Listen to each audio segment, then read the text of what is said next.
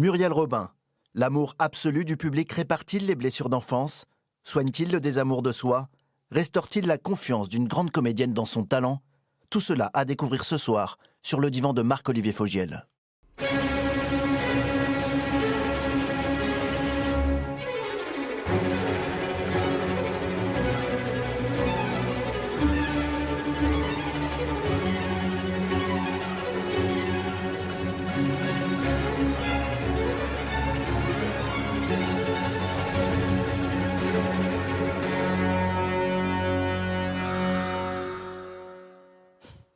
À la personne qui a composé ce morceau, et je devrais savoir, parce qu'en plus je suis allée voir sur Internet, et je ne m'en souviens plus.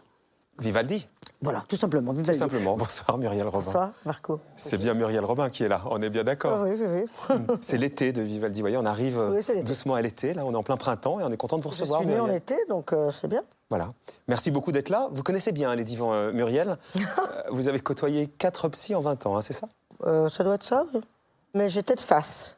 J'ai pas fait d'analyse, donc c'était plus souvent des fauteuils que des divans. Aujourd'hui, on va y arriver très rapidement.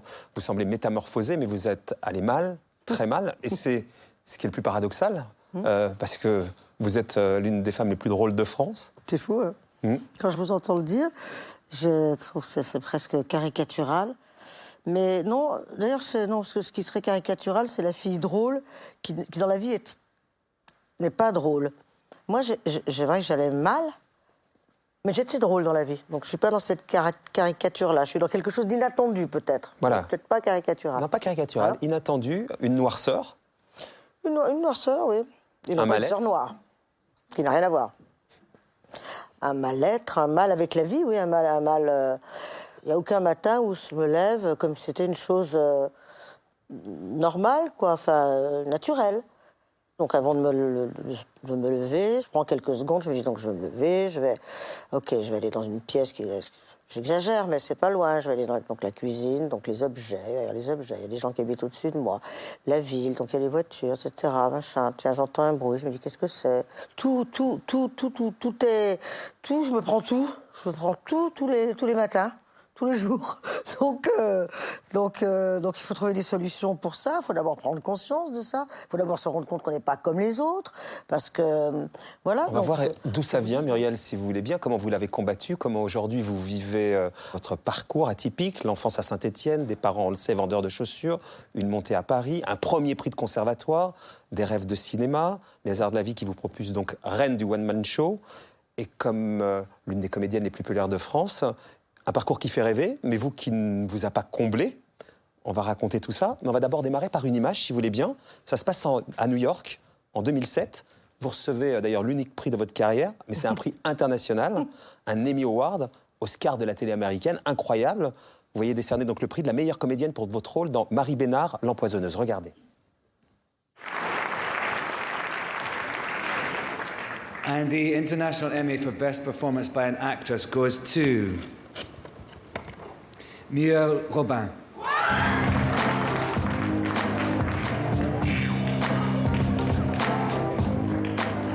I was wishing so much to win. However, I'm so superstitious that I thought it would be bad luck to prepare a winner speech. So I wrote a loser speech. If you don't mind, I read it to you. I have to tell you that I'm really disappointed. It doesn't work anymore. But I recognize that the winner is such a great talent. It works. Not so bad, but now ridiculous. Alors ce qui est incroyable, c'est que on vous imagine comblé, vous faites rire une salle entière aux États-Unis, et vous avez déclaré que pas du tout. Je n'ai rien ressenti. Je ne savais pas que j'étais en train de couver un burn-out. C'est incroyable d'ailleurs. Je n'ai vraiment pas de bol parce que la seule fois où on me remet un prix, même si ce n'est pas dans mon pays, il compte quand même. Je crois que c'est pas rien. Mais Je suis très surprise de ne rien ressentir. Je ne me reconnais pas. Ça m'a inquiétée parce que je me suis dit, ça te fait rien, alors qu'est-ce que t'es devenu? Bon, puis je me suis dit ça, pas tant que ça, parce que comme j'étais déjà dans le burn-out, et le mot burn-out, c'est la première fois de ma vie que je l'entendais, il n'avait jamais été prononcé en France, et maintenant on le prononce beaucoup à tort, parce qu'une dépression et un burn-out, ça n'a rien à voir, je connais bien les deux. Puisque Vous avez fait 4 dépressions, un dépressions burn-out. et un burn-out, donc je peux bien en parler. Puisque le burn-out, on est une maison dont les 4 murs sont intacts et dont l'intérieur est cramé. La dépression, on ressent. On ressent qu'on est triste, on ressent que les autres en face sont tristes. C'est pas cramé à l'intérieur. Le burn-out, on ne ressent plus rien. Le jour où vous regardez votre chien, ce qui m'est arrivé, et que vous dites, mais à quoi il sert ce chien? Pourquoi il y a un chien dans la maison? À quoi ça sert? C'est pas bon signe, hein. D'ailleurs, ça fait peur à la personne qui est à côté de vous, en l'occurrence celle qui partage ma vie. Et on n'a pas la main dessus, c'est qu'il faut être patiente, il faut attendre que la flamme, c'est le cas de le dire, puisqu'il y a des cendres, que la flamme revienne. Donc c'est un état, et j'étais dans cet état pour ça. Donc c'était triste aussi pour les gens qui m'accompagnaient, pour les gens proches, parce qu'ils auraient certainement aimé me voir joyeuse, heureuse. On va raconter comment tout ça est venu, ces dépressions, ce burn-out. Auparavant, Muriel, je vais vous expliquer pourquoi je vous ai invité. Si je vous ai invité, c'est que... Eh bien, c'est que je me suis demandé si, dans la grande famille des comédiens humoristes dépressifs, les plus drôles étaient forcément les plus tristes. Avec 4 dépressions et un burn-out à votre actif, le tout doublé d'un mal-être tenace, je me dis que oui, drôle, mais pas joyeuse, vous êtes du genre à broyer du noir. Noir, ça c'est la première raison. La deuxième raison, c'est que vous êtes une éternelle insatisfaite. Vous rêviez de musique, vous avez fait de la comédie. Vous rêviez de cinéma, vous avez fait de la scène. Vous vouliez faire partie d'une troupe, vous avez fait du one-man show. Ça rend heureux de rendre les gens heureux. Mais après, moi j'ai un petit truc un peu particulier, c'est que c'est pas le métier que je voulais faire. Pourquoi la vie a-t-elle coché toutes les options que vous n'aviez pas envisagées? Y avez-vous vu un message secret qu'elle tenait à vous faire passer? Ce qui m'a également poussé à vous inviter, c'est que plus votre succès grandissait, plus votre silhouette s'enrobait. Plus les applaudissements étaient nourris, plus votre corps s'en rassasiait. Je grossis avec mes salles. Pour info, Tintamarre, 180 places. Splendide, tac, 400 places. Pouf. Olympia, tac, 2200 places. Finalement, Muriel, plus les gens vous aiment, moins vous vous aimez, et vous nous prouvez à votre manière que la notoriété reste bel et bien un poids. Autre raison, vous êtes une chouchoute, adorée par le public, chérie par vos pères, vous étiez également la préférée de votre mère. Alors, tout pour être heureuse? Eh bien non. On était très semblables et on se comprenait au quart de tour, mais on ne s'est pas aimé. Et je ne peux que regretter de ne pas lui avoir donné tout l'amour que c'était la femme que j'aimais le plus au monde. Votre mère, aujourd'hui disparue, est partie avec ces mots tendres qui n'ont jamais été dits et cet amour maternel jamais exprimé. Alors, arrive-t-on à faire le deuil de ce qui n'a pas existé? Et puis la dernière raison, c'est qu'entre la vendeuse de chaussures que vous avez été et la bête de scène que vous êtes devenue, les gens que vous avez chaussés sont désormais à vos pieds.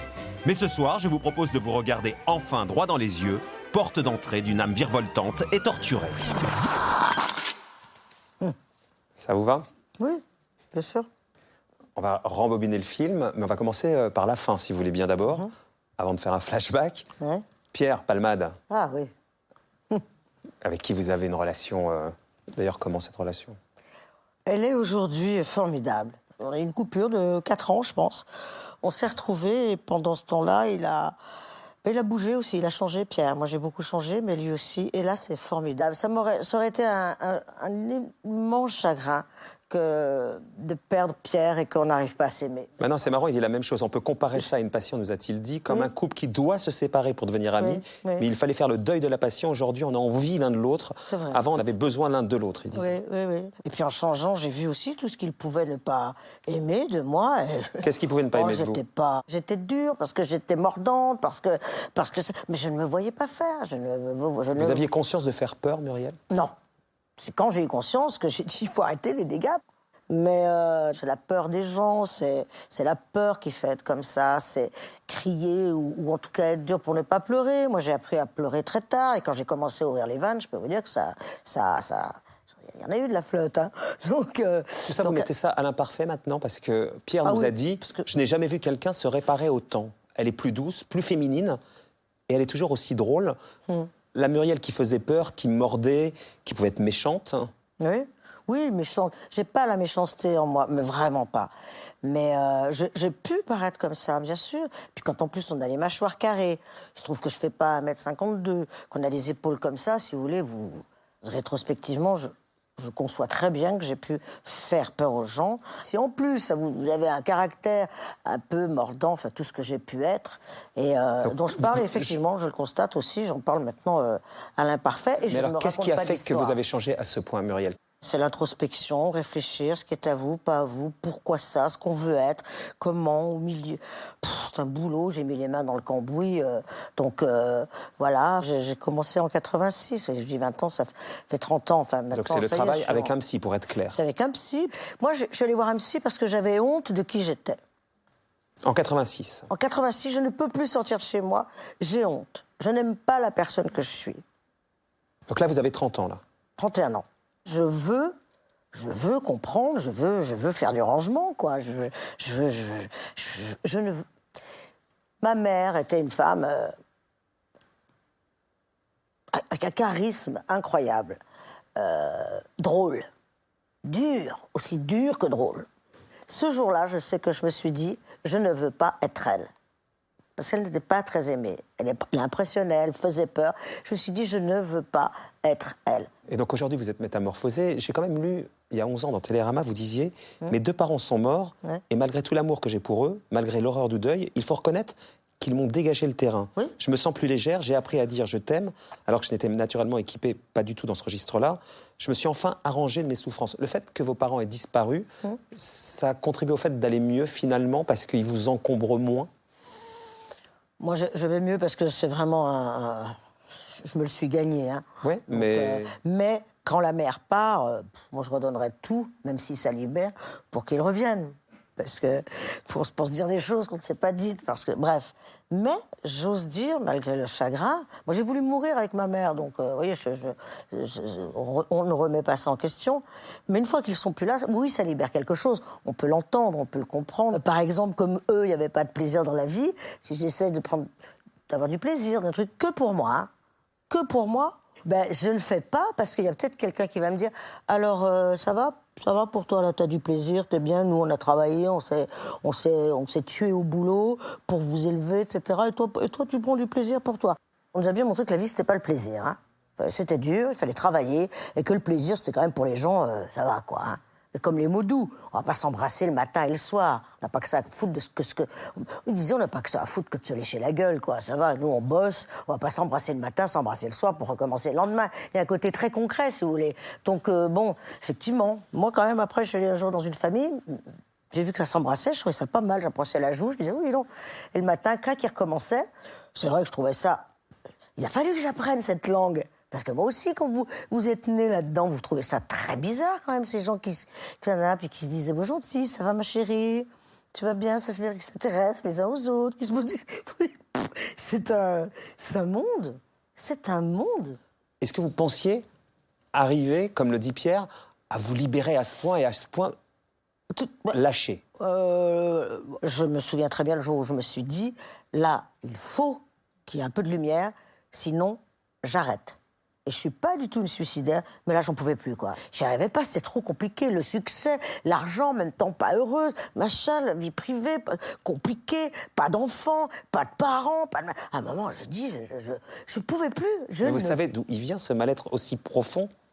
Ça, alors là, c'est une histoire de sensibilité. C'est cette sensibilité-là, d'ailleurs, qui me fait être drôle, qui fait peut-être que, à la première seconde où j'ai passé la tête, j'ai tout de suite eu un regard décalé. On arrive avec. Si on va dans la génétique, moi, comme on ne sait pas beaucoup parler, je ne sais même pas exactement la vie exacte de mon père, etc. Qu'est-ce que dans les gènes, dans ses gènes à lui, je ne sais même pas ce qu'il m'a donné exactement. Ma mère, bon, elle a eu une enfance ça a été très difficile. Vraiment, c'est un truc, vraiment, c'est le mélo.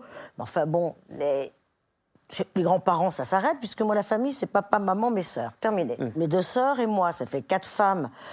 Pour un homme, mon père, qui était un homme timide, je dirais pas un taiseux, parce qu'il parlait, mais enfin, c'était un homme timide, posé, calme.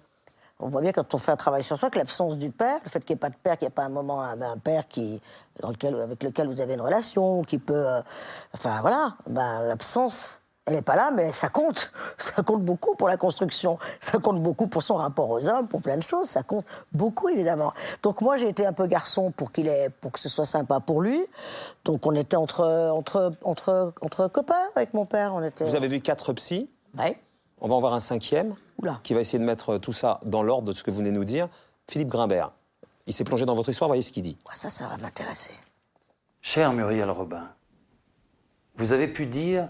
Mon physique m'a trompé, en évoquant cette apparence qui vous a autrefois donné l'illusion d'être forte, alors qu'elle était un rempart contre la souffrance. Cette apparence vous a aidé à composer un personnage que nous avons aimé, nous, le public, ignorant que vous aviez choisi l'arme du rire comme équipement de survie.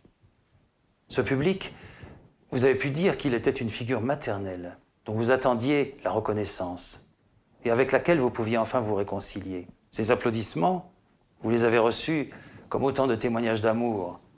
Et vous vous en êtes nourri, insatiable, au point, dites-vous, d'avoir grossi avec lui. Mais il est frappant de constater à quel point, depuis, vous avez gommé vos aspérités pour assumer cette féminité, cette nouvelle façon d'habiter votre corps, qui nous dit que le vaillant petit soldat a laissé la place à une femme épanouie. Vous aviez besoin d'une armure pour affronter la vie, vous l'avez abandonnée pour donner la parole à cette femme qui peut aujourd'hui composer avec sa fragilité et dont le courage est de nous faire rire de ses blessures. Oui, une armure, oui, c'est ce que j'ai dit avec beaucoup de mots, mais ça aurait pu être aussi court que ça. Bizarrement, j'ai pas cherché à... Puisque le mot féminité est employé, on a raison d'en parler me concernant, puisque moi je sais bien que j'ai les deux. Je sais bien ce qui vient appuyer sur l'un, appuyer sur l'autre. Donc je sais bien ce qui va venir réveiller le masculin. Qu'est-ce qui va venir réveiller le masculin ? Dès que j'étais dans une situation... mais c'est peut-être moi qui les créais, les situations tendues, de conflits, durs, etc. Donc dans le dur, c'était... Tout d'un coup, ça venait... Donc je criais, ça venait appuyer sur mon masculin. Il l'a dit, voilà. Le travail sur moi a été pour devenir moi-même et je m'aperçois que je suis une fille, quoi. Je suis une fille. Une fille qui aujourd'hui est bien gaulée, Muriel. La fille qui dit, oui, je suis une fille. Qui a l'air d'hésiter quand même. Hein. Vous êtes une fille. Enfin, je suis une fille. Muriel, aujourd'hui bien...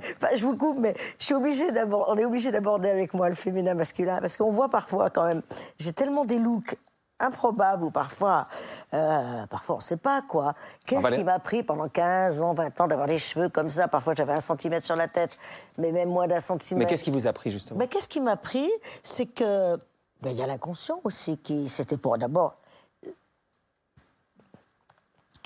l'idée d'être comme les autres, mais pas possible. Je peux pas. Voilà, je peux pas à l'école. À l'école, je ne voulais pas qu'on s'assoie à côté de moi. Donc déjà, c'est vous dire, déjà. Bon, j'avais du mal dans le rapport avec les autres, parce que, comme chez nous, on n'était pas les rois de la relation, quand même, de comment s'embrasser, par exemple. Vous imaginez, quand vous êtes jeune, vous avez 13-14 ans, les garçons, je leur tendais la main. C'était quand même très particulier. Les mecs, ils faisaient ça, et moi, je faisais ça. Ils n'allaient pas tout de suite me draguer. Votre sœur Nidia, elle nous a dit, chez nous, il n'y avait aucune affection, on ne se faisait pas de bisous. J'ai vécu 43 ans avec mes parents, c'est tout juste si on ne se serrait pas la main. Et elle a rajouté, mon père aurait peut-être pu faire des câlins, mais il n'osait pas devant ma mère. Moi non plus, je n'osais pas devant ma mère montrer des marques d'affection à mon fils quand il venait au magasin. Donc on va se replonger dans cette enfance-là. Vous êtes né en 55, à Montbrison. Très bonne année pour le vin, 55. 2 sœurs aînées, Nidia et Martine, 9 et 6 ans de plus que vous. Votre mère, donc, Aimée. Ouais, votre père, Antoine. Aimée, parce que donc je parle comme si j'étais ma mère. Ma mère m'a appelée Aimée parce qu'elle a dit, puisqu'elle n'est pas désirée, on va l'appeler Aimée, comme ça elle sera aimée. Donc déjà, votre mère vous dit, j'ai pas été désirée. Voilà, bonne journée, merci maman. Au revoir. Et vous diriez qu'elle vous a assez aimé, votre mère, puisqu'on voit bien que c'est elle le personnage clé de cette enfance. Non, ça se passait à deux, mais je ne l'ai pas assez aimée non plus. Les parents qui ne vous ont pas dit, ma mère, qui ne vous ont pas dit, je t'aime, qui vous ont pas dit t'es belle, qui vous ont pas dit t'es formidable, qui, par exemple, par rapport à ce que vous faites, ne vous disent pas je suis fière. Ni à vous, ni à vos sœurs. Ah, moi, ils m'ont pas dit en tout cas. Là, mes parents viennent de s'engueuler Sur le port de Marseille, on dirait 3 enfants battus. Regardez les tronches qu'on fait quand même sur la photo, il n'y en a pas une qui sourit. Hein. Ma sœur, Lydia, elle s'accroche à son chignon. Moi, je suis un petit garçon, là, ça y est. Il va falloir, je sais pas. Et Martine, bon, bah, elle sait déjà que ça va mal se passer. Ma mère dit à ma sœur, peut-être aux deux, mais en tout cas à Lydia, je le sais, je suis fière de Muriel, mais à moi, elle ne me l'a pas dit. Ça, on ne se remet jamais de ça. On s'en remet pas, donc on peut bien vous dire, la France entière me dit, la France entière, beaucoup de gens en France, il y a certainement des gens qui ne m'aiment pas. Donc mais vous l'avez jamais entendu, votre mère. Ne regardent pas l'émission, mais que vous disent, je vous aime, ou tu es belle, ou etc. Mais vous n'y croyez pas. Ma mère a eu une phrase très malheureuse un jour. Ça commence à marcher, j'ai fait un one-man show. Bon, alors, mais ma mère vient à Paris. Et je vais voir ma mère à son hôtel. Je dis, bon, ben voilà. Puis j'ai vu un tel. Je lui dis des noms de gens connus. Comme ça, pour lui faire plaisir. Parce que moi, pour faire plaisir. Et puis elle fait une drôle de tête. Je sais pas ce qu'elle a. Je sais pas. Parce que je lui dis, mais pourquoi tu es comme ça, quoi? Parce que je pensais, moi, que ça allait lui faire plaisir. Puis je sais plus ce qu'elle me répond. Je dis, bon, ben je vais partir. Et au moment de partir, je suis à la porte et elle me dit cette phrase.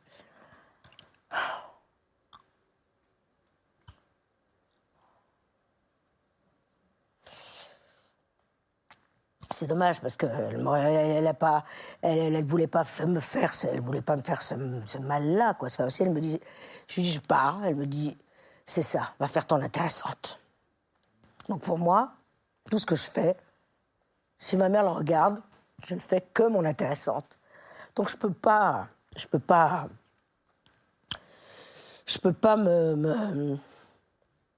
m'applaudir ou dire c'est formidable, etc. Puisque ce que je venais lui donner et c'est ce qui a continué à exister, mon succès, etc., va faire ton intéressante. Voilà, donc ça, celle-ci, elle est... Aujourd'hui, ça vous affecte j'étais en encore? moto, avenue Marceau. L'avenue Marceau, pour moi, elle compte beaucoup dans Paris.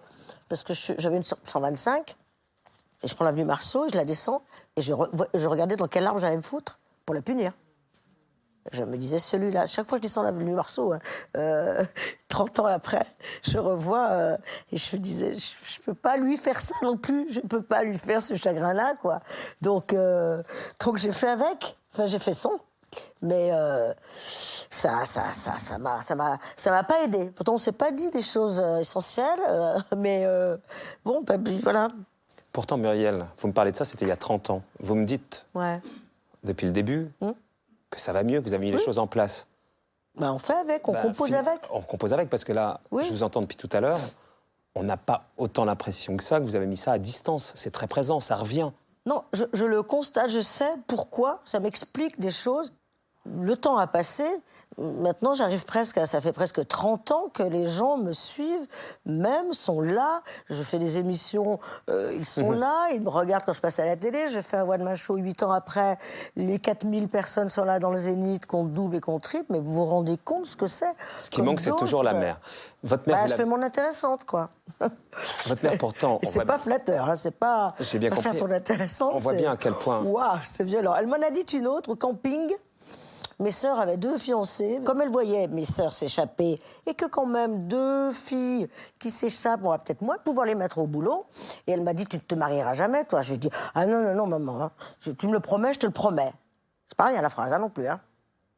Celle-là, alors elle est revenue après, mais je n'y mettrais pas le même poids. Enfin, j'y mets le même poids. Si, elle a compté. Mais je sais que si je lui avais dit je me marie, parce qu'après il y a eu un moment où j'étais avec un garçon dans ma vie, elle l'aimait beaucoup et j'ai vu que c'était possible. Mais quand même, elle me... on voit bien à quel point, Muriel, cette mère est ultra présente, en creux, dans tous les sens. Cette mère, vous l'avez accompagnée jusqu'à la mort. Oui. Elle a eu la maladie d'Alzheimer. Oui. Là où on peut dire que vous avez quand même avancé, c'est que vous arrivez à en rire. Oui. On va voir comment vous en parlez sur scène et avec, finalement... ce qui vous a peut-être sauvé, l'humour, pour arriver à prendre de la distance avec tout ça. Bonjour maman. Ah oui, c'est vrai qu'on s'embrasse, tu vois, j'ai pas encore l'habitude. Bonjour. Ah, je savais que ça te fait plaisir, mais je sais que tu l'adores, Roger, tu vois, je te l'avais dit. Hein? Écoute, on est venu en train, le TGV, toi, alors vraiment 3 heures, c'était parfait, hein, c'était vraiment super. Et écoute, Paris, ça va, rien de spécial, Paris, tout bien, hein? Je suis en tournée, je te l'ai dit au téléphone, je suis en tournée. Voilà, écoute, tout va bien. Roger, assieds-toi. Si, assieds-toi, je te le conseille, tu verras, ça va. Tout à l'heure, tu me diras merci, tu vas voir. Hein? Tiens, regarde, c'est parti. Comment on est venu? Eh ben, on est venu en train, hein? En train, le train, le basique, je dirais, le train. Tu vois, le train. Paris, Paris, moi, je dirais toujours à la même place, hein? Hein, toi, Roger, t'as rien su sur Paris, t'as rien eu de nouveau, hein? Y a pas... Ça n'a pas trop bougé, hein, rien de particulier. Voilà. Comment, maman? Tu veux que j'appelle papa? Je vais peut-être m'asseoir, parce que j'ai un petit coup de mou, moi aussi, tu vois. Hop là. Hein, bon, je sais, Roger, c'est gentil, merci. Je te reprends dans 2 secondes, pardon. On est venu en bateau, figure-toi. Parce que c'est drôle. Il y a eu Aimé et il y a eu Antoine. Antoine, il y a eu Antoine, il n'y a pas eu Antoine, mais il y a eu Antoine. Et Antoine, c'était donc, un Antoine, père. je disais, mon pauvre Antoine, avec ses 4 femmes, pas facile pour toi. Je dis, heureusement que je suis là, hein, parce que donc avec lui, bon, ben, voilà, j'étais... Mais il n'était pas là pour apaiser tout ça, votre père? Non. Il aurait pu, il se donnait pas le droit, est-ce qu'il avait peur d'elle, est-ce qu'il était impressionné, Terrorisé plus, peut-être même? Terrorisé, ou une timidité. Voilà, mais c'est vrai qu'il n'était pas là. On lui en a pas fait le reproche, on n'a pas pu en parler toutes les 3 trop, parce que mes 2 sœurs sont fâchées depuis 20 ans. Donc ça fait 20 ans qu'on n'a pas pu parler toutes les 3 de nos parents. Mais quand je parle avec l'une ou l'autre, on se dit que quand même, on l'aime bien, parce que c'était un homme qui avait beaucoup de bonté. Donc, mais il n'était pas là. En même temps, vous faisiez quand même tout pour lui faire plaisir à ce père, même d'être le garçon manqué moi, je faisais qu'il pour souhaitait. faire plaisir à mon père, puis je faisais aussi pour faire plaisir à ma mère. Et puis le garçon s'est mis en place aussi. C'est ça, c'est très important. En moi, donc quand vous fumiez à l'âge de 9 ans, quand vous buviez du blanc à 12 ans, tout ça, c'est c'était mon pour père lui. qui me dit, viens, on se boit un petit coup de blanc. Donc le garçon se met en place aussi parce que je me dis que il n'est pas tout à fait à la hauteur pour ma mère, qu'elle a une frustration. Donc qu'on ne sera pas trop deux. Vous devenez le garçon pour satisfaire votre mère? Aussi, absolument. Oui, pour lui faire plaisir à lui, mais beaucoup, pour la plus grande part, pour satisfaire ma mère. Je suis là, je suis solide. Tant que je suis là, il t'arrivera rien. Je suis là. Je suis inquiète pour elle, donc je suis comme un mari, et je suis aussi presque comme une mère pour elle. Quel mot vous employez pour parler de votre mère? On voit bien depuis tout à l'heure à quel point elle prend de la place. Je sais pas, il y en a plein possible, mais si je dis par exemple même le mot qui va peut-être vous choquer, mais non. Tyran. Non. Non, on a l'impression que c'est un tyran facile domestique. de dire non parce que personne n'a envie de dire oui tout de suite. À ce mot, s'agissant de sa maman, de sa mère. Donc, oui, mais une fois que vous avez dit non par réflexe, parce qu'on ne peut pas entendre tyran pour sa mère. Bon, maintenant, j'ai dit le nom normal. Voilà, maintenant vous pouvez me dire. Je vais réfléchir. Tyran, ça rime avec divan.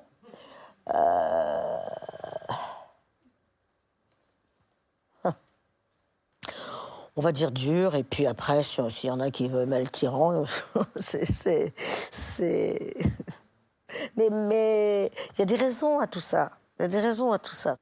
Il y a peut-être une femme qui n'a pas la sensualité qu'elle voudrait avoir. Et ça, je le sais après, par l'ami de ma mère. Je sais qu'il y a un manque de ce côté-là. Donc il y a des nerfs comme ça, à vif. Mais ça, je le sais pas. Moi, je pense que ma mère est énervée parce qu'elle était très malheureuse quand elle était petite. Son père, elle surprend. Elle est avec sa mère, ils sont à la campagne. Là elle a 7-8 ans.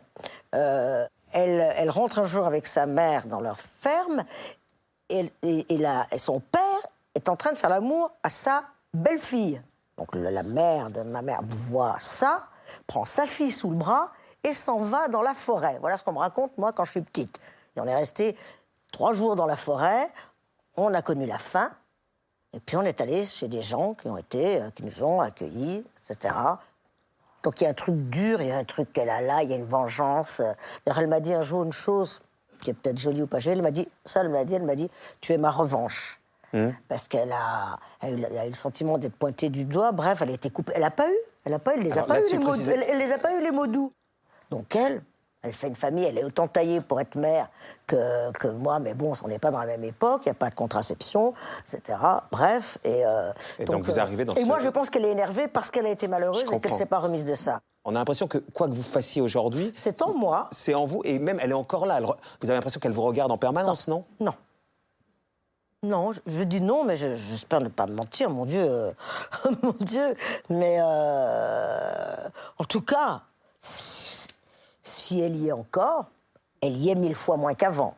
Petite, vous rêviez, pas de faire rire, mais vous rêviez de la scène en regardant Liza Minnelli. Regardez cette image.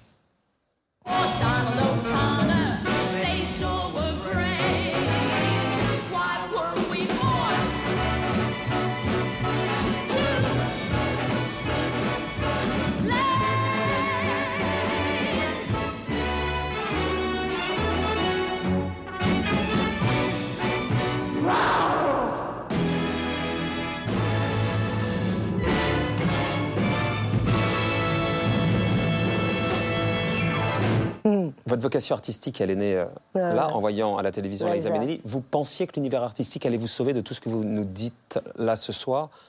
Je pensais pas grand-chose. J'étais pas assez équipée pour penser à quelque chose qui m'aurait fait du bien. Ça ne m'a jamais traversé l'esprit, pour dire à quel point le plaisir, c'était impossible, que je puisse faire un métier qui était du plaisir. Il fallait que ce soit quand même dur. Dur, fallait- ça l'a été, puisque ça l'a été, hein. à l'âge de 20 ans, vous rejoignez vos parents dans leur boutique. Vous disiez que vous étiez 18 une ans, bonne oui. vendeuse. Mais je faisais des sketchs, je les faisais rire. Mais je faisais rire, de toute façon. Voilà, moi, En même temps, en rentrant, vous pleuriez, même tous les soirs. J'étais pas bien et on savait pas ce que c'était, mais je pense que je devais faire... Déjà, celle-là, je la mets pas dans les 4. Je devais faire un petit... Déjà une dépression, je donc pense. peut-être C'était une petite 4,5. donc c'est là qu'on a dit, bah alors, qu'est-ce que... Mais évidemment, eux, ils voulaient que je sois comme mes deux sœurs. Il a fallu que je pardonne le fait à mes parents. Et même un peu, je mets un peu mes sœurs dans le lot. Je me mettais devant j'écoutais un disque, je me mettais devant un piano, je jouais main droite, main gauche. À l'oreille, on me mettait une batterie, je savais faire poum, poum, poum, poum, poum, poum. Une contrebasse, boum, boum, boum, boum. Une guitare, poum. Danser, poum, 1, 2, 3, les danses, 8, plus. Ça, c'était facile. Donc, Liza, pourquoi elle me tape, Liza, et que le cinéma arrive après? C'est que je dis, ah bah, comme moi. Elle fait la comédie, elle chante, elle danse, machin. Donc, comme on n'a pas pointé tout ça, qu'on m'en a jamais parlé, qu'on n'en a rien fait, mais même moi, je me suis pas arrêtée dessus. Sauf que donc... Ça à un moment valait donné- rien, c'était... J'ai bien compris. Voilà, donc, c'était mieux de vendre des chaussures. Sauf que Muriel, à Ouais. 22 ans, Ouais. étouffée par tout ça, vous partez pour Paris, pour fuir ce destin, finalement. Vous inscrivez au cours Florent, un des meilleurs cours de théâtre. Là, on peut penser que vous allez trouver votre place, puisque vous êtes reçue première au concours d'entrée au conservatoire et à l'école de la Rue Blanche. Et pourtant, là encore, vous dites que vous ne trouvez pas votre place. On va vous voir au conservatoire. Ça donne ça, et vous êtes mal quand même. Tu sais que Fernand va à la bourse tous les jours. Moi, je reste seule à la maison et je m'ennuie. Alors, qu'est-ce que je fais? Tu retournes ses poches, je connais ça. Parfaitement. Et je fouille dans son secrétaire. Tu as la clé? J'en ai bien vu. Ce que tu as bien fait. N'est-ce pas? Tiens. Ce n'est pas par curiosité. Bien sûr, non. C'est par prévoyance. Sans doute. Mieux vaut avoir de clé qu'une seule. Au moins, si on perd la première... On a la seconde.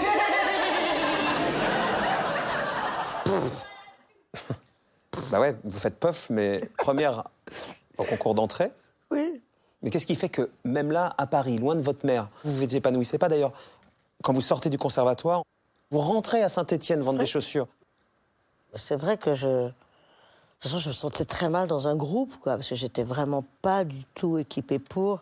Je me tais pas mal. Je me tais pas mal quand même. Ou alors si je parle, c'est pour dire des bêtises, et pour faire rire, mais je suis pas équipée. Donc il y a un groupe. Je suis pas à l'aise. Je suis pas à l'aise, quoi. Je suis pas à l'aise. Je suis Ça pas à vient de vous ou ça vient d'eux? Dans votre Ça promotion, vient- il y a Renucci, Daroussin, Anglade. Ouais, bon, ça vient de moi. C'est moi. Ça je suis vient de pas à vous. l'aise. J'ai peur des gens. Je suis pas équipée. On me l'a pas donné, cet équipement, au départ. Là, vous parlez au présent ou au passé, là? Non, il en reste encore, parce que... j'ai pas très... C'est très compliqué. J'ai pas très confiance en... J'ai pas très confiance en moi. C'est incroyable de dire ça, parce que quand on me voit, on se dit, cette fille, elle est sûre d'elle. Oui, je peux être sûre de moi. Il y a une sorte d'assurance, mais je sens bien là où je me cogne à des endroits où je me dis... Je me dis, je sens que je suis handicapée, quoi. Je suis handicapée. Il y a plein de trucs qu'on m'a pas donnés, et du coup, je suis handicapée. Ça n'a pas fait le même effet sur mes sœurs. Par exemple, elles n'ont pas ce problème-là. Elles en ont d'autres. Vous êtes peut-être aussi handicapé qu'avant, sauf que maintenant vous le savez, donc vous vivez mieux avec. On peut dire ça comme ça? Oui, et puis quand on sait qu'on est handicapé, on peut travailler sur son handicap, donc il y a des mieux. Mais malgré tout, je sens bien que je suis pas naturel, simple, pouf, plat, on dîne ensemble, oui, machin. Et l'alcool, ça désinhibe. Quand vous avez bu un petit peu, eh ben, vous êtes pourquoi pas la plus drôle, et pourquoi pas même la plus jolie, et la plus si, vous êtes ce que vous voulez, on s'en fout, vous n'êtes plus rien. Ça désinhibe. Le lendemain, on se réveille, on a mal à la tête un peu. J'ai jamais été alcoolique, mais comme je ne me loupe pas, je pense que j'ai eu un alcoolisme mondain. C'est boire 2 verres, ou 3 verres, ou 4 verres par soir. Mais enfin, quand un moment ça revient, c'est qu'il y a un truc. Donc voilà, j'ai pu m'arrêter dessus, c'est bon, c'est réglé. Mais j'ai eu raison de m'arrêter dessus, parce que ça avait une place. Qu'est-ce qui a fait, racontez-moi, dans votre parcours, que finalement cette voie artistique, vous l'avez quand même prise?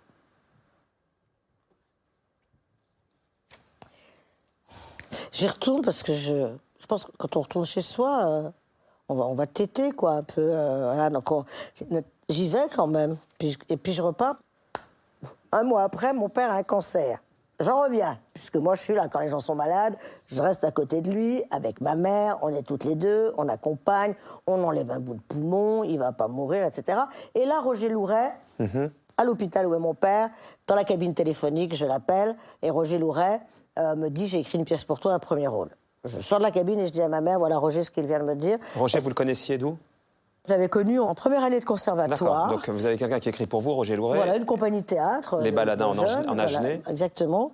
Et je dis à ma mère, est-ce que tu penses que là, ça va aller, qu'il est tiré d'affaire, ça va aller, je peux partir retourner là-bas? Elle me dit oui.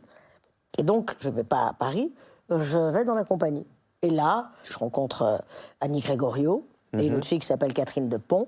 Et toutes les trois, on s'est dit, on va aller à Paris. On a entendu parler du théâtre de Bouvard et on va partir à Paris, toutes les trois. Donc là, on part à Paris différemment. Je ne suis pas seule. Et là, ça marche? Ça marche. En tout cas, on rentre au théâtre de Bouvard.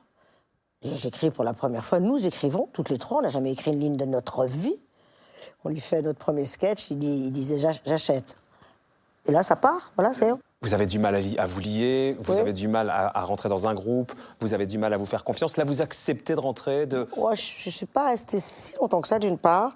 Est-ce que je suis bien avec Philippe parce qu'il est dur? Et Annie, par exemple, n'est pas bien du tout. Comme il est dur, ça vous convient? Ah, mais ça me convient, moi, j'ai l'habitude. Bouvard, il dit j'achète, c'est dur, machin, il est dur, ni bonjour, pas. Oh, je suis dans mon bocal, hein. Vous restez à Paris, il y a la rencontre avec Pierre. On va faire des grands sauts en avant pour parce que sinon, essayer de... C'est trop long, non? Je parle pas trop du tout, au non. contraire. Bon. Mais il faut remettre un peu les pièces dans l'ordre, quand même, Muriel. Et avec Pierre, vous nous avez parlé tout à l'heure, c'est la rencontre... The rencontre. The rencontre. Ensemble, vous écrivez un certain nombre de sketchs qui deviennent cultes. Je vous propose de faire un petit florilège des sketchs, mais pas interprétés par vous, interprétés par d'autres, si vous voulez bien. Ah oui, c'est bien. Puisqu'ils sont rentrés dans une forme de légende, ces sketchs. On en regarde quelques-uns. Quand est-ce qu'on arrive? Eh ben, on arrivera quand on arrivera. De toute façon, Mamie Jacotte, elle nous attend pas avant midi, on est un peu en avance, là, alors. Comment, Jérôme? Ah ben non, Mamie Jacotte, elle habite plus du tout rue du Rocher. Maintenant que Papy Jaco est mort, on l'a mise dans un... Enfin, on l'a mise...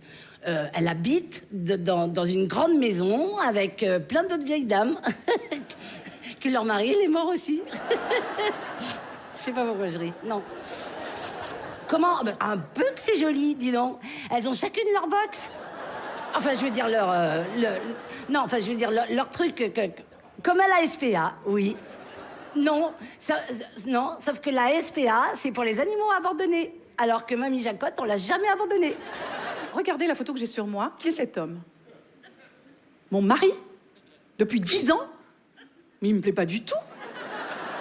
Mais qu'est-ce qui a fait ça? Je suis pas contente, là, hein? Non, mais ça fait rien, c'est pas grave, vous savez, je vais en prendre un autre. Où est-ce qu'on peut en trouver un? Ah ouais, à cette heure-ci, les magasins sont fermés.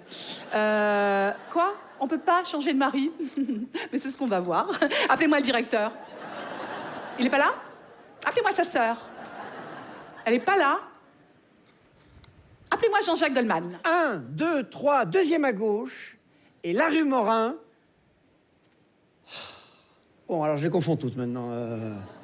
C'est-à-dire que j'y vais jamais, moi, dans cette rue Morin. Si À ce moment-là, par la rue Simone Bécard. Qu'on est bête. Alors, comment vous faites pour récupérer la rue Simone Bécard? Par la rue Gustave Sournois. Voilà, parce que la rue Gustave Sournois tombe dans la rue Simone Bécard. Alors, pour aller rue Gustave Sournois, il faut prendre la rue Morin. Merde. Il faut être con. Hein, ah bah, il n'y a pas d'autre mot. Allez me coller une prise d'antenne télé comme ça dans les toilettes. C'est une idée de qui, ça? C'est une idée de con. C'est une idée de moi? À ce moment-là, c'est une idée. Il y en a eu un des sketchs, il y a eu des spectacles, Un point c'est tout m'énerve, Bedos Robin, toute seule comme une grande, au secours, et enfin Robin revient de soin. Après une longue pause, on va y revenir à cette pause, puisqu'on va revenir aux dépressions tout à l'heure. Quand vous retournez sur tout ça, Muriel Robin, quel regard vous portez sur cette réussite, vous qui avez dit que, et on l'a compris, que le one-man show, il est venu par hasard, hein, c'est pas du tout la voie que vous avez choisie. Moi, je trouve ça magnifique. Je trouve ça magnifique.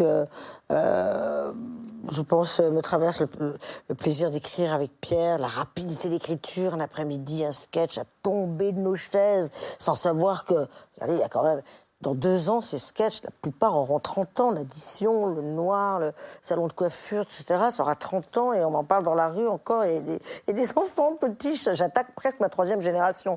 Donc c'est magnifique, le succès, les gens, le bien que ça fait aux gens, des sketchs qui sont descendus dans la rue, c'est magnifique. Je fais un premier one-man show en 88. Ce qui est embêtant, en fait, c'est que je n'ai fait que ça après, et que ça ne m'a pas amené ailleurs, et que ça n'a rien enclenché ailleurs, voilà. Il y a une grande fierté aujourd'hui, on peut dire ça?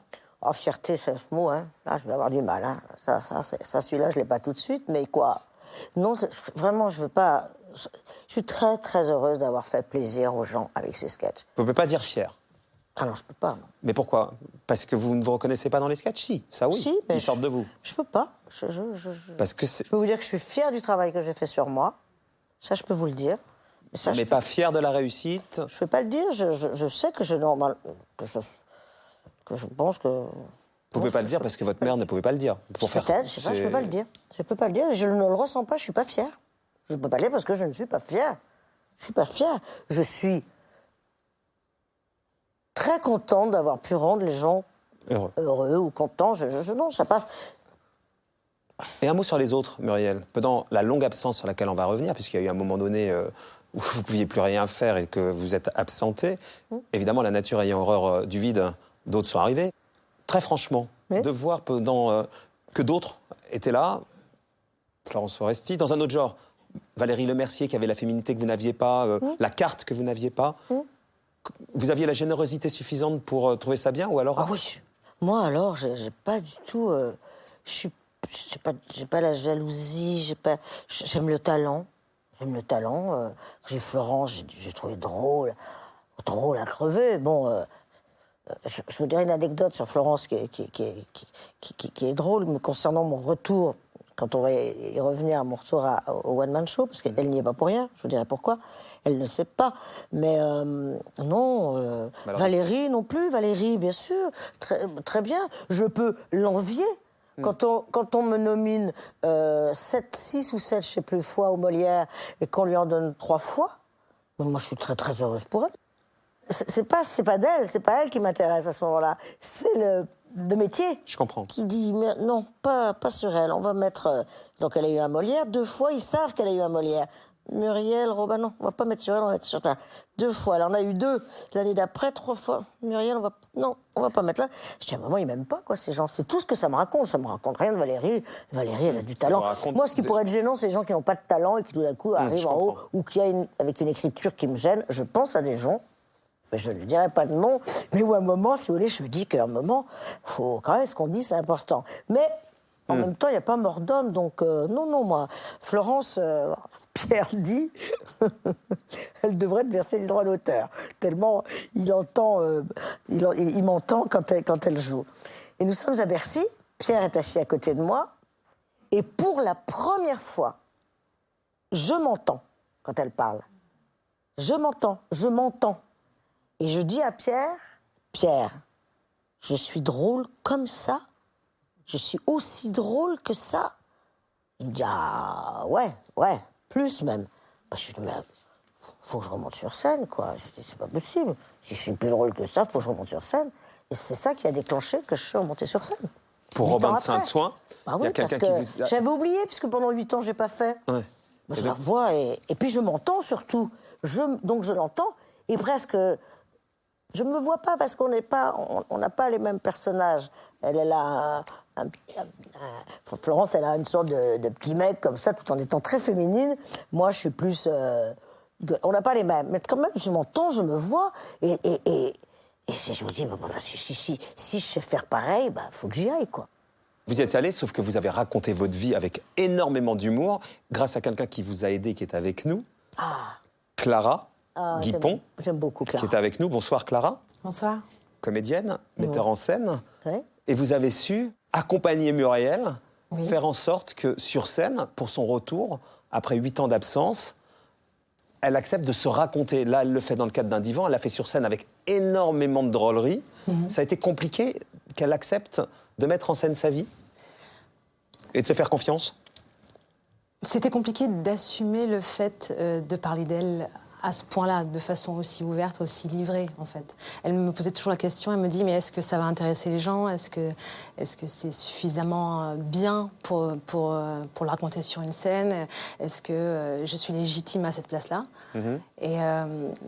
Et à partir du moment donné où on essayait de trouver des prismes pour essayer de raconter une autre histoire, mais toujours ça revenait. Et à partir du moment donné où elle a trouvé la raison pour laquelle ça serait intéressant de raconter ça, c'est-à-dire de donner de l'espoir aux gens, à partir de là, elle a accepté. Vous avez donc accepté de vous raconter, et notamment, donc, vous riez de ces périodes où ça allait si mal. Regardez.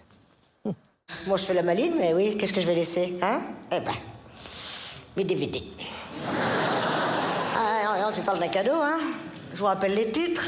Un point, c'est tout. Tout m'énerve. Toute seule comme une grande, toute seule, oui, comme une grande, je suis moins sûre. Et au secours, oui, vous avez compris pourquoi le titre maintenant? Ah bah oui, à ce moment-là, je ne sentais pas de l'appeler « Tout va bien »,« Pourquoi tant d'amour »,« J'en ai marre de tout ce bonheur », vous voyez? Non, je ne le sentais pas comme ça. Voilà, ça y est, vous l'avez la réponse. Vous l'avez, si, vous avez compris pourquoi j'ai tout arrêté, pourquoi il me fallait du temps. Bon, alors je vous fais une petite récap. Les verrues, le tabac... Masculin, féminin, pas d'amis, pas de bisous, pas de cadeaux, mon quintal, les cons, cancer, Alzheimer, orpheline, pas d'enfants, dépression, au pluriel, burn-out, alcoolique. Ah bah oui, au bout d'un moment, la champagnothérapie, au secours. Ah ouais, il y avait du boulot, il y avait du boulot. Je dis tout, quoi. C'est peut-être impudique, je dis tout, mais... C'est fait, de toute façon. Est-ce que vous diriez, vous, Clara, puisque elle raconte bien, elle partage sur scène pour faire rire et pour aider les autres, que dans le spectacle, il y avait une part de thérapie? Je sais pas trop, parce que vraiment, moi, j'ai trouvé très en maîtrise de toute cette matière. C'était devenu une matière, en fait. Moi, j'ai vraiment été impressionnée par ça. C'est qu'elle avait réussi à passer ce cap-là. Elle avait du recul, en fait, sur tout ça. Et elle pouvait en faire une vraie matière artistique pour en faire un spectacle drôle. Sinon, elle ne l'aurait pas fait. Je pense qu'elle n'aurait pas eu cette impudeur-là. Non. Muriel, là-dessus? Ah oui, il faut que ce soit réglé pour pouvoir le prendre. Ça devient une matière. Et tout d'un coup, la mère, machin, l'Alzheimer, c'est fini. On s'en amuse, on triture, on le fait comme ça, c'est de la... Oui, c'est une matière, tout à fait. Mon moteur... C'était de dire, oui, je voulais donner de l'espoir, humblement, enfin, sans prétention, évidemment, mais je me dis que ça serve à quelque chose, quoi. On peut être mieux que ce qu'on a été, en tout cas, même en traversant des choses, non pas des choses très difficiles, mais même si la vie n'a pas été comme on a voulu et qu'on a été souvent un genou à terre. Clara, sur l'écriture proprement dite jusqu'à là, Muriel, elle avait ses piliers, Pierre Palmade, Roger Louret pour la mise en scène. Là, le fait de s'envoler un peu toute seule avec vous, c'était une nouvelle partie de sa vie. Elle se fait confiance, ce qui n'a pas toujours été le cas. On l'a bien compris, le manque de confiance qui la caractérise. Oui, mais je pense qu'elle était déjà prête à le faire et que je suis arrivée au moment pile où où je pouvais l'aider, en fait. Je pense que j'étais un peu son coach accoucheur de ce besoin d'émancipation artistique, effectivement. Elle était sur le point de pouvoir se faire pleinement confiance, parce qu'elle a besoin de personne, évidemment. Mais on s'est rencontrés vraiment, je pense, au bon moment. Oui, Clara était là pour me donner confiance. Mais c'est moi qui écrivais, donc les mots, c'est les miens. J'ai écrit. Les vôtres, ouais. Mais seule, je n'aurais pas pu. Son rire, j'avais confiance en son rire, comme j'ai eu confiance dans celui de Pierre, où on a fait un ping-pong. Mais c'est vrai que le manque de confiance a empêché que j'écrive seule bien plus tôt. Là, j'ai, comme tu viens de le dire, osé. Je me suis dit, il était temps quoi, que je voulais voir quand même, mais pas toute seule. Elle allait faire le retour de Muriel Robin avec ses sketchs mythiques, machin, etc. Et c'est elle qui n'avait jamais écrit un one-man show, c'est vers elle que je viens. Mais pour moi, je ne pense pas du tout à mon passé, moi. Je dis que cette fille va être formidable, qu'on va être complémentaires. Et oui, il semblerait que notre... c'est pas il semblerait, notre collaboration a été magnifique. Et d'ailleurs, nous avons l'intention d'écrire d'autres choses ensemble. Mais pas pour la scène. Pour le cinéma, donc. Bon, on va essayer, parce que d'abord, c'est... Moi, aujourd'hui, le one-man show, je l'ai dans mon panier. Donc, aller voir vers quelque chose qu'on ne connaît pas, ni l'une ni l'autre, là, pour le coup, ensemble, découvrir une autre forme, et puis quand même, écrire, avec des décors, avec d'autres personnages, etc., quand même. Parce que le one-man show, c'est que... tant mieux quand c'est réussi, c'est magnifique. Mais pouvoir raconter une histoire, voilà, pour le cinéma, on va... le tenter, l'essayer, on en a envie, ça ne mènera peut-être nulle part, mais c'est vrai que ça ouvre d'autres idées, d'autres horizons, évidemment, que le one-man show. On va parler du cinéma dans un instant. Merci Clara d'avoir... Oh, merci Clara. Merci beaucoup, ma belle amie. À très vite alors. Était là, 8 ans sans scène avant de remonter pour Robin Soin de Soin. 8 ans, on ne va pas se replonger dedans, on l'a fait beaucoup dans l'émission, mais... vous alliez mal, de dépression, de burn-out. Lynn nous a beaucoup dit à quel point vous étiez désespéré, que de temps en temps, même à 4h du matin, elle vous sortait la tête de l'eau, vous étiez pas loin de faire une bêtise. Et pendant toute cette période... pauvre fille, vraiment, parce que c'est drôle. Non, mais je vois à quel point c'est fou. Non, mais c'est fou, mais c'est vrai. Non. Ah, ben la voilà, la maman d'amour, comme je l'appelle. Et pendant toute cette période, peut-être que pour comprendre si vous alliez bien ou mal, il suffisait de vous regarder ce corps, en fait, finalement. C'est dur parce que oh là là, ce que ça fait mal. Mon Dieu, ça me fait de la peine pour moi. Mon Dieu, que ça me fait de la peine pour moi. Se perdre à ce point, de s'abîmer à ce point. De s'abîmer, d'être abîmé, de s'abîmer, et d'être abîmé, de faire mais qui est cette personne? Mais qu'est-ce que c'est que... Qui c'est pas possible, mon Dieu, la pauvre fille. Mon Dieu. Oh, ça fait de la peine, hein. Pas que j'ai du mal, c'est que ça me fait une peine. Mais ce corps, il disait quoi de vous? Je me punissais.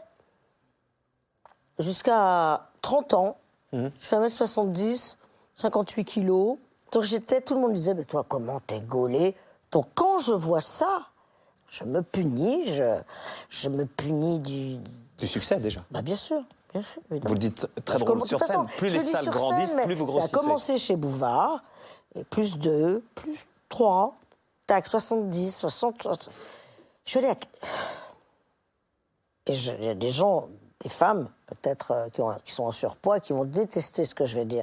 Restons quand même dans ce que doit être le cinéma, a priori. Bon, voilà, c'est quand même fait pour faire rêver. Vaut mieux que le jeu garçon soit un peu joli, la fille un peu pas mal. Enfin, voilà, c'est un peu les bases, quand même, du cinéma. Si Alain Delon avait fait 40 kilos de plus, je pense que personne s'y serait intéressé. Moi, je monte à 96 kilos. Et comment, d'ailleurs, vous montez? Boulimique? Pas boulimique. J'ai pas eu ça. Je mange, je bois, je mange. Je pense que tout reste. C'est l'expression de votre mal-être, quoi, pour faire simple. Ah oui. Ah là, ça, c'est sûr. C'est sûr. Il n'y a pas que ça, mais je me punis par rapport à mes sœurs. Moi, la douée, même si personne n'a rien vu, elle n'en a rien fait. Mais bon, moi, celle qui réussit, celle qui... mais faut quand même bien faut bien que je me punisse de ça, parce que vous êtes encore là-bas au magasin, à vendre des chaussures, à vous faire insulter, avec quelqu'un qui vous parle mal, qui vous courez après votre je t'aime. On va la voir, ni l'une ni l'autre. Hein. Sur les trois, personne l'a eu. Et puis alors, je suis ni homosexuel ni hétérosexuel. Hein, quand C'est ce vous que êtes j'allais comme vous ça, demander. Vous êtes c'est qu'à un où, là moment, vous savez... Vous êtes où? Vous avez des histoires d'amour, là, pendant ce... Je m'en fous. Non. Si c'est quelqu'un qui m'aime à ce moment-là, ouais, ça peut être que pour mon argent, parce que franchement, si c'est pour mon physique, quel drôle de goût, quand même. Ou c'est un amour, je ne sais pas, peu importe. Il y a une sexualité forcément, mais que... Forcément, mais c'est pas sûr. Non. On peut rester... Non, mais on sait très bien quand même qu'il faut un petit peu s'aimer, d'abord pour aimer l'autre, donc c'est vrai que tout ça, ça joue après. Et comment vous arrivez à vous délester de tout ce poids, Muriel? Mais c'est le travail de l'intérieur, hein, parce que les gens me disent que vous avez maigri. Donc c'est en vous soignant, en vous réparant de l'intérieur, que vous avez... C'est incroyable, vraiment. Quand on a un poids à l'intérieur de soi, il y a un gros changement, mais je me souviens que les gens me disaient, vous avez perdu combien? Et j'avais perdu peut-être 5 kilos. Les gens étaient persuadés que j'en avais perdu plus de 10. Mais parce qu'on pose des trucs, quoi, des pots aussi, des pots, des poids dedans et qui... Et vous disiez donc que ça vous handicapait pour tout, pour l'amour, mais aussi donc dans le désir des réalisateurs. Pour le cinéma, on en dit un mot, on voit bien que ça va mieux, la preuve. Vous nous disiez avec Clara que vous alliez donc peut-être écrire pour vous au cinéma, mais pendant longtemps, vous rêviez que d'autres écrivent pour vous. Ça a été un vrai manque. On se souvient de cette image sur le plateau du 20h de TF1 avec Claire Chazal, cet appel un peu désespéré au réalisateur. Regardez cette image, vous alliez mal à ce moment-là. Je vais la revoir, ça m'intéresse beaucoup de la revoir. Et parfois, on a le sentiment que vous êtes un peu déçu parce qu'on vous propose ou qu'on ne vous propose pas, j'allais dire, au cinéma. Oui, c'est vrai que j'en ai parlé un peu dans la presse dernièrement, mais je remercie Mélie Charef et Colline Serrault qui sont intéressés à moi. Mais c'est vrai que ça me questionne beaucoup de savoir pourquoi je ne suis pas plus sollicitée. Donc, je passe une petite annonce, puisque je sais que Bette Davis l'avait fait dans un journal, mais quoi de mieux que le JT avec vous, chère Claire. Comédienne débutante, donc. Je dirais pas ça, je serais dans la vérité, parce que je ferais pas d'humour, parce que c'est important. C'est ma vie, ce métier. Donc je dirais que je suis comédienne, que j'ai fait le conservatoire. Je suis rentrée première au conservatoire, que j'ai appris avec Michel Bouquet. J'ai travaillé beaucoup toutes ces années sur scène. Je crois avoir amélioré mon jeu. Que je suis une comédienne qui peut être mince, grosse, jolie, pas jolie. Que je suis une comédienne et que si on a envie de me faire travailler, parce que j'ai beaucoup de chagrin qu'on ne m'ait pas vu à ce point-là. Mais je crois que je peux jouer des rôles, il me semble. Et si on ne me renvoie pas, je me dirais que je me suis trompée. Ça serait une mauvaise nouvelle parce que je mets toute ma vie dans ce métier. Là aussi, je me fais de la peine. Et c'est bien ridicule. Ça peut faire sourire, ça peut même faire rire. Se dire, je sais bien quand on regarde la télé, on est chez soi, puis on dit, ouais, ça va, elle va pas se plaindre, etc. C'est grotesque. Enfin, je sais tout, hein, c'est pas la peine. Vous pouvez avoir en voyant ça toutes les réactions, je les comprends toutes. Mais donc c'est un appel au secours, évidemment, parce que je vais au cinéma tous les jours. J'écoute que des musiques de films. Je suis avec les acteurs, je bouffe du cinéma, j'en bouffe et c'est pour moi. C'est pour moi. Parce que je vais jouer des personnages et surtout, je ne vivrai pas la vraie vie qui me pose un énorme problème. C'est ça le sujet, évidemment. Un énorme problème. Donc, on est dans une histoire d'amour. Il y a une fille et le partenaire, ça s'appelle le cinéma. Elle est amoureuse.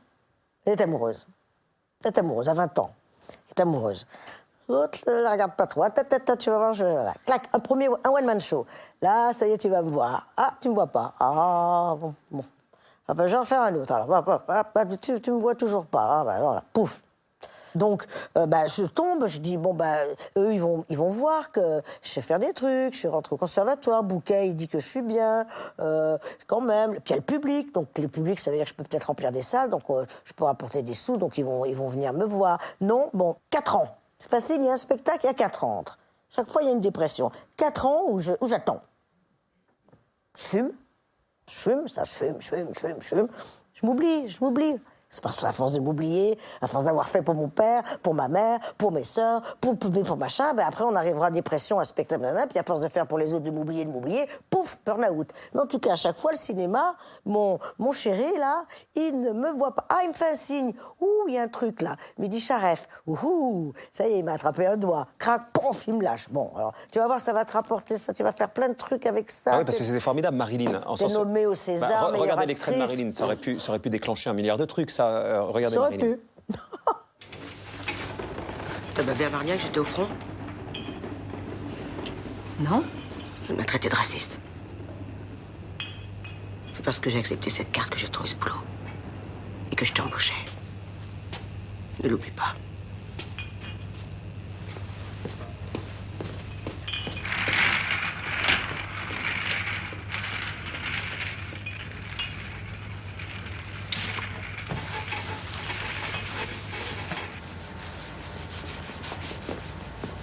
C'est vraiment de mieux en mieux. Toutes mes félicitations. Vous avez une excellente équipe. Mais ça tient à vous. Vous savez les mener. Merci, monsieur. Allez, allons plus loin.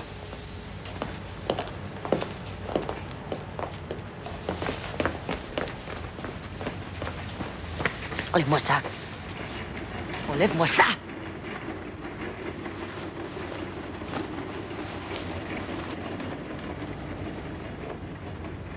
Marilyn, donc femme de ménage dans un supermarché adhérente au Front National et qui découvre un peu donc d'humanité avec ses collègues petit à petit. Et ça n'a rien déclenché finalement?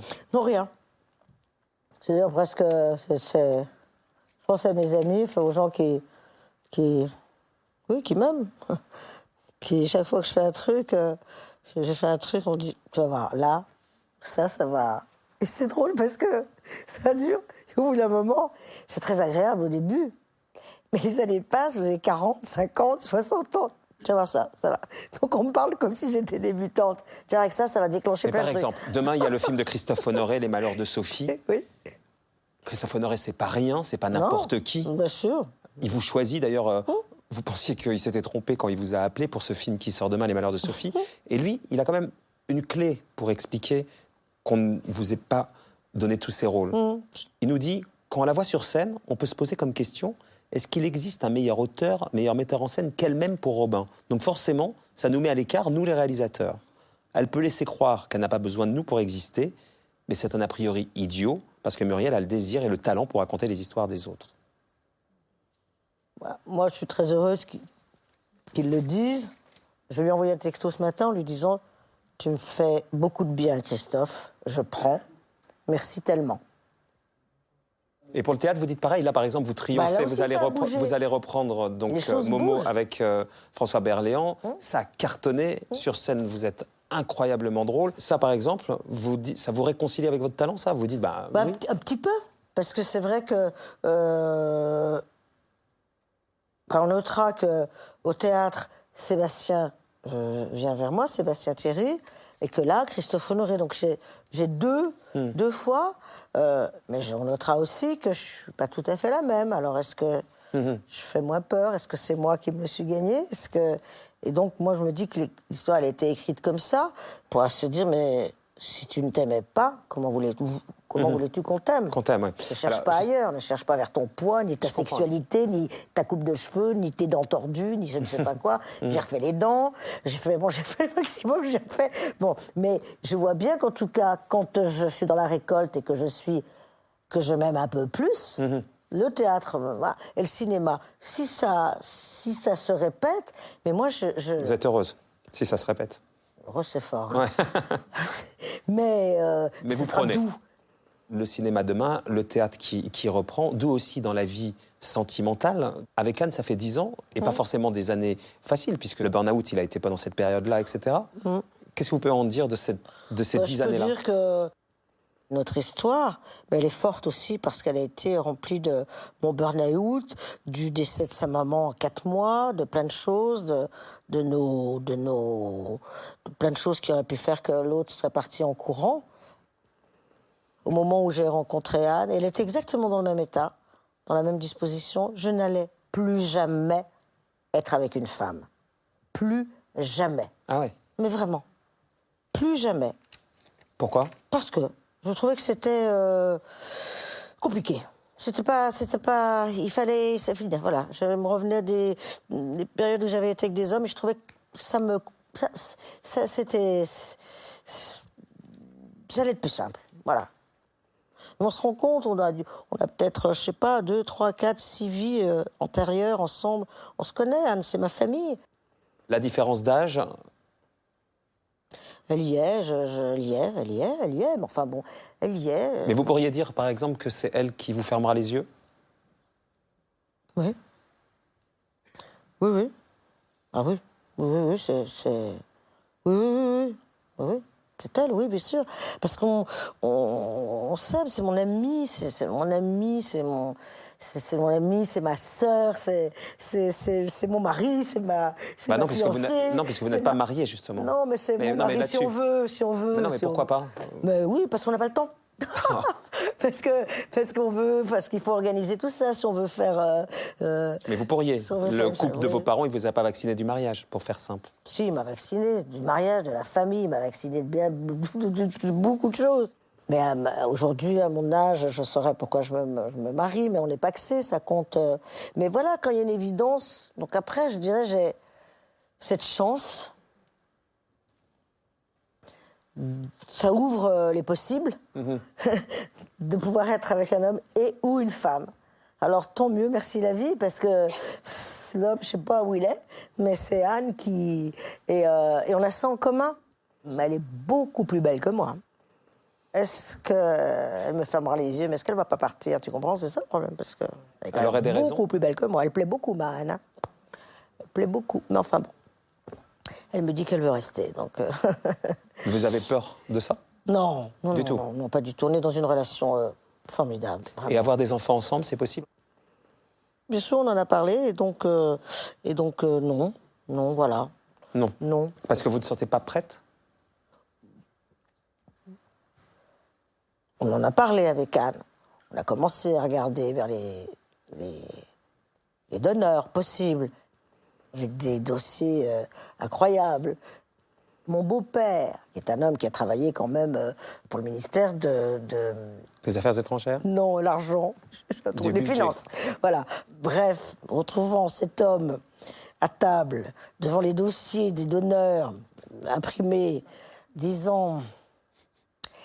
Et celui-là, vous l'avez vu, avec la maman d'Anne qui est encore là.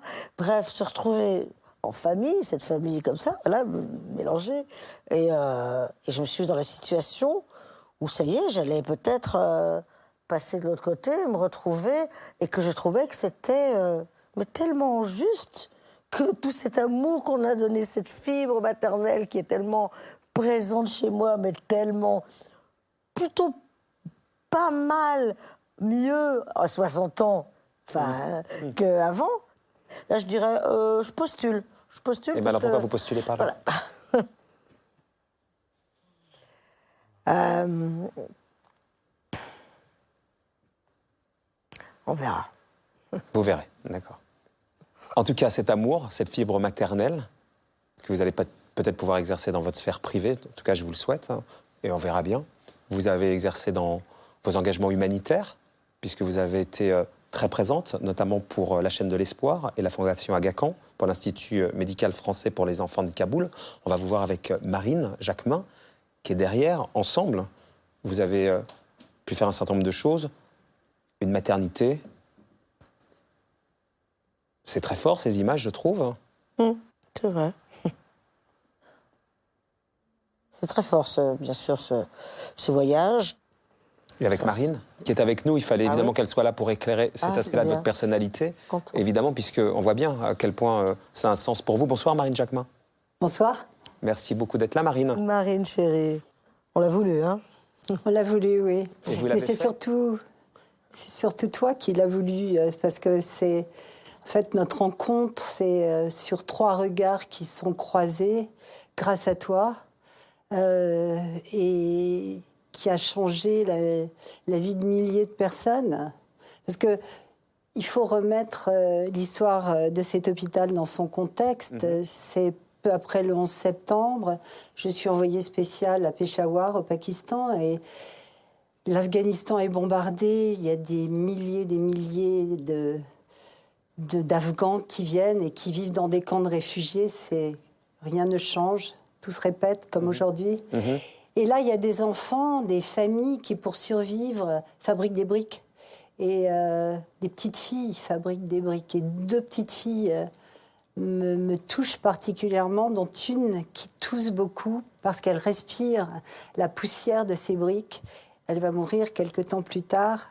Mais sa petite sœur, sa grande sœur, qui a déjà tout compris, elle regarde la caméra et elle dit « Il n'y a pas de lumière dans cette vie ». Et Muriel me racontera plus tard qu'elle est là, en face, et qu'elle dit ça, c'est pas possible. En voyant donc le reportage, le vôtre, sur TF1, Muriel Robin est face au téléviseur et elle est interpellée par ça et elle vous contacte. C'est ça, Muriel? Oui, c'est ça. Donc je veux rencontrer Marine Jacquemin. Quand je la vois, je lui dis qu'est-ce qu'on peut faire? Qu'est-ce qu'il faut faire? Elle me dit un hôpital. Je dis on fait un hôpital. Ça a été comme ça. Oui, c'était comme ça. Ça n'a pas pris plus de temps. Ça n'a pas pris plus de temps et on n'est jamais revenu sur l'idée. Qu'est-ce qu'il faut faire? Eh ben, on va faire. C'était incroyable. Et on l'a fait. Oui, on l'a fait. Et il fonctionne. Nous l'avons fait avec la chaîne Alors de on l'a l'Espoir. fait avec, bien sûr, avec toutes ces équipes formidables de la chaîne de l'Espoir qui continuent 15 ans après, au péril de leur vie, d'aller opérer les enfants. Alors c'est vrai que ni moi ni toi, Muriel, n'avons d'enfants, pas du tout pour les mêmes raisons, mais aujourd'hui, 15 000 enfants ont déjà été sauvés d'une mort certaine. 50 000 enfants ont été vus par les équipes de la chaîne de l'Espoir. C'est magnifique. Et 500 Afghans vivent de ça, ce qui veut dire des milliers d'Afghans, puisque 500 Afghans travaillent à l'hôpital. Donc c'est un rêve incroyable pour moi qui est devenu réalité. Et ça, Muriel, on te le doit, parce que tu as su voir un regard, et à partir de ce regard, à partir de cette petite fille, et c'est vrai qu'on aimerait la retrouver. C'est ce que j'allais te dire, parce que c'est assez pour elle, pour que lui dise, il n'y a pas de lumière dans cette vie, regarde. C'est pas de la lumière, ça. Où elle est, on ne sait pas. Si ça se trouve, on ne sait pas, on aimerait la retrouver. Vraiment, la boucle serait bouclée. Ça serait la boucle, oui. Vous pourriez repartir ensemble, Marine, Muriel? Moi, j'aimerais beaucoup voir l'hôpital en marche, quoi, parce que nous sommes allés le voir là. Il y avait le scanner, était encore dans sa grande boîte. Il y avait quelques lits qui arrivaient et tout ça, mais je l'ai pas vu en marche. Vous pourriez retourner, Marine. Est-ce que vous diriez que cet engagement-là, ce regard qu'elle a repéré, Muriel, de cette petite fille qui réclamait la lumière, finalement, ça faisait vibrer sa fibre maternelle? Bien sûr, bien sûr. Je ne suis pas sûre qu'elle se le soit avouée à ce moment-là. Mais Muriel ne peut pas passer à côté d'une détresse sans essayer d'y mettre son grain de sel, quoi, sans essayer de la soulager. Elle a beau dire « il faut que je pense à moi, il faut que je pense à moi », mais elle ne changera jamais. Et j'ai lu récemment qu'elle s'intéressait aux réfugiés. Enfin, Muriel sera toujours comme ça. Et non seulement grâce à cette espèce d'audace qu'elle nous a donnée, elle a ouvert son cœur, son carnet d'adresses, son portefeuille, grâce à ça. Et bien sûr, à tous ceux qui ont travaillé très dur depuis 15 ans sur cet hôpital. Cet hôpital existe et à présent, on va inaugurer une maternité. C'est magnifique. C'est 16 000 mètres carrés. C'est magnifique. C'est 16 000 mètres carrés. Génial. Donc, il faut avoir des rêves dans la vie, il faut avoir de l'audace, il faut oser. Moi, je n'avais pas osé, alors que j'en rêvais depuis longtemps, jusqu'à ma rencontre avec Muriel. Sans toi, on n'aurait pas. C'était, voilà un couple de femmes. Elle, on c'était s'est moi. adorés, on s'est aimés pendant cette aventure. Ouais. On était vraiment, comme quoi les histoires d'amour, elles ont chacune leur Et c'est très drôle. Mais ça a duré 9 mois. Et on a fait, tu vois, et on a fait quel beau bébé. Quel beau bébé, je ne l'ai pas vu marcher, mais quel beau bébé. Alors moi je vous le dis, l'amour, un homme, avec une femme, si c'est pour faire des belles choses comme ça, si c'est pour faire des belles choses et redistribuer de l'amour, mais mon Dieu, si c'était... nous ne voyons pas de problème là où il n'y en a pas. Merci Marine, merci beaucoup Marine, chérie. Merci infiniment. Merci à toi. Ce souci que décrit Marine de prendre en charge la détresse des autres, Lynn Renaud nous a dit, la Muriel que j'ai à côté de moi aujourd'hui, c'est la Muriel tendresse, la Muriel aux petits soins, celle qui appelle pour savoir si j'ai des bonheurs ou des chagrins. C'est une Muriel protectrice. Ça me fait plaisir qu'elle parce que je n'ai pas toujours assez envoyé de signaux à mes amis. J'étais bien servie à côté de ça. J'avais une force de vie, quelque chose, des dons. Donc c'est une façon de redistribuer, quoi, de redonner. Mais, il y a une dizaine d'années, vous disiez que vous n'aviez pas peur de vieillir. Ouais. Aujourd'hui, à 60 ans, vous pouvez dire la même chose Oui, j'y pense. C'est quelque chose d'un peu plus... la fin de vie s'est rapprochée de 10 ans, donc... mais je me programme jusqu'à 100 et... non, ça me fait pas trop peur. Physiquement non plus? Physiquement, non, parce que je trouve que, vu tous les changements que j'ai opérés, j'ai envie de passer ça aux femmes qui m'entendent, mais vraiment les filles, si vous buvez un peu trop, si vous fumez un peu trop, etc., c'est maintenant, hein, c'est autour de 50, maximum 55, il faut faire gaffe, parce qu'après, ça aide pas à être heureux, ça aide pas beaucoup à vivre, d'avoir la peau coprosée, d'avoir les mains jaunes, de sentir la clope, de machin, tout ça, c'est pas... d'être en forme. Donc moi, mon corps, je fais attention. Je suis plutôt plus en forme qu'avant. Merci de nous l'avoir raconté. On va débriefer rapidement. Vous nous avez raconté tellement de choses, Muriel. Allez, on tourne le divan. Ça va, les enfants? Ça va?